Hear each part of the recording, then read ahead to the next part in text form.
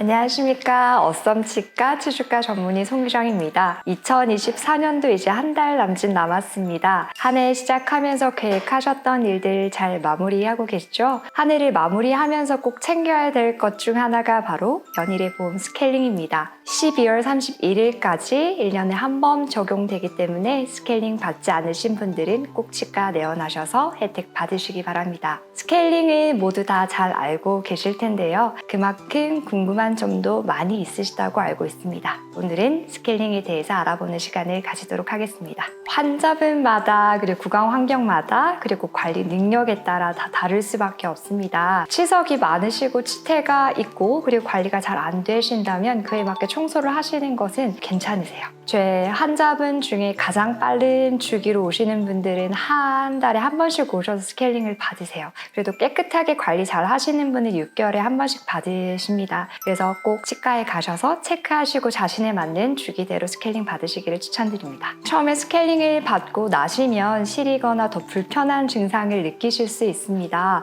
특히 치석이 많으시거나 잇몸이 많이 부어 있으신 분들은 그런 많은 증상을 호소하십니다. 치석이 떨어져 나가면서 뿌리가 드러나서 더 많이 시릴 수 있고요. 부어있던 잇몸이 가라앉으면서 더 많이 시리고 불편할 수 있습니다. 하지만 관리를 잘 해주시고 치아와 잇몸이 건강해진다면 시린 증상은 없어질 수 있기 때문에 걱정하시지 마시고 스케일링 받아주시면 될 것 같습니다. 아무래도 잇몸과 치아 사이에 치석이 많이 쌓이기 때문에 스케일링을 하게 되면 잇몸 사이에서 피가 잘 날 수 있습니다. 특히 잇몸이 안 좋거나 치석이 많으신 분들은 피가 날 수 있는데요. 그런 분들은 계속 피를 뱉지 마시고 조금 삼켜주시는 게 좋고요. 하루 이틀 동안에 너무 차거나 더운 음식을 드시지 마시고 전신질환이 있으시거나 피를 묽게 하는 약을 복용 중이신 분들을 제외하고는 양치만 잘 해주신다면 하루 이틀 안에 다 안 나올 수 있기 때문에 크게 걱정 안 하셔도 될 것 같습니다. 스케일링 직후에는 커피를 마시는 것을 추천드리지 않습니다. 스케일링을 하게 되면 치아가 하얀 도화지 같은 상태가 되게 되는데요. 그때 흡연이나 커피 또는 착색이 잘 되는 음식을 드시게 되면 착색이 더 잘 될 수 있습니다. 그래서 하루 이틀간은 피해 주시는 게 좋고요. 하지만 저도 커피를 좋아하는 입장에서 커피를 하루에 한 잔을 꼭 마시게 되더라고요. 그래서 스케일링을 바로 하시게 되면 커피 같은 착색된 음식을 드실 때 물로 꼭 한 번은 헹궈 주시기 바랍니다.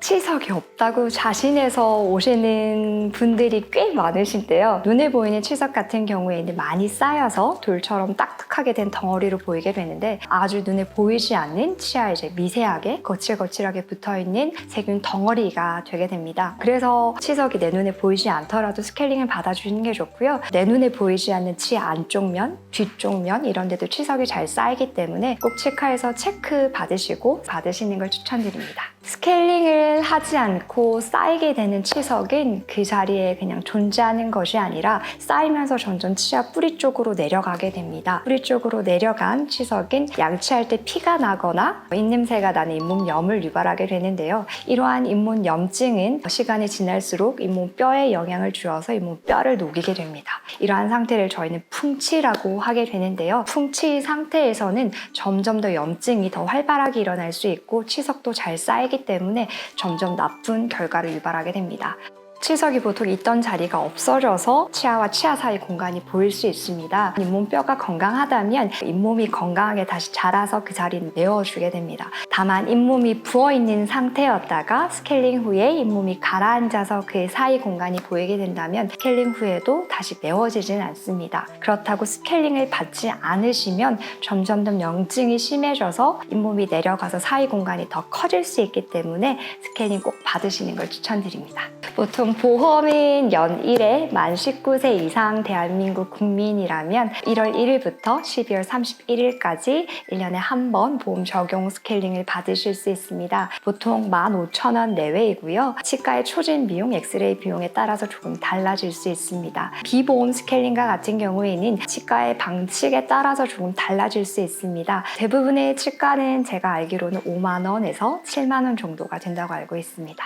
치주과 의사로서 양치하는 팁 같은 걸 알려드리면 입체적으로 생각을 해보시면 치아는 씹는 앞쪽 면, 뒤쪽 면, 그리고 사이 공간이 있습니다. 양치하실 때 이 모든 것을 다 생각을 잘 안 하시고 하시더라고요. 씹는 면도 꼭 닦아주셔야 되고 앞면, 뒤쪽 면도 꼭 닦아주셔야 되고요. 사이 면도 꼭 닦아주셔야 됩니다. 사이 면 같은 경우에는 입솔질로는 잘 양치가 되지 않기 때문에 시간 칫솔이나 치실을 이용해서 꼭 관리해 주시기 바랍니다.